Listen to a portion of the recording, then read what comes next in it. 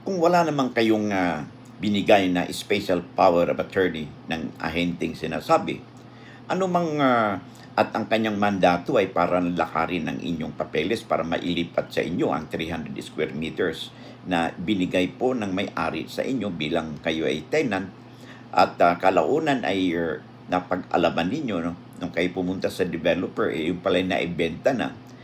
Ang ginawa pong pagbenta sa developer o kanino man ay wala pong visa, no? Lalo na kung wala naman kayong binigay na authority o special power of attorney doon sa ahente.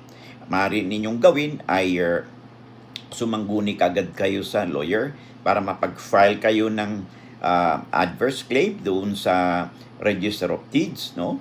At saka sa assessor's office, assuming kung hindi pa ito titulado. And then kailangan within 30 days ay mag-file kayo ng petition sa korte, no, for reconveyance and the declaration of nullity of the conveyances made by the agent, no, na hindi naman ninyo pinahintulutan.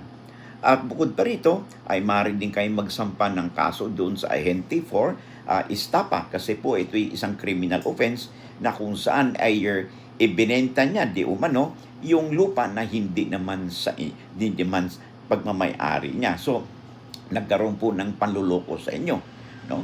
Kaya may cause of action po kayo. Bukod pa sa isang criminal case, ay pwede rin kayo mag-file ng civil case with damages laban doon sa nasabing ahente. Na ngayon, sabi nyo, meron kayong katibayan, may kasulatan kayo na kung saan ay ibinigay na sa inyo ng may-ari ang 300 square meters na kung saan doon nakatayo ang inyong kubo. Panindigan po ninyo ito because base sa inyong kasulatan ay nasa inyo po ang panig ng batas, lalo na't wala namang kayong binigay na authority doon sa ahente. Labang na kayo pag may alam sa batas.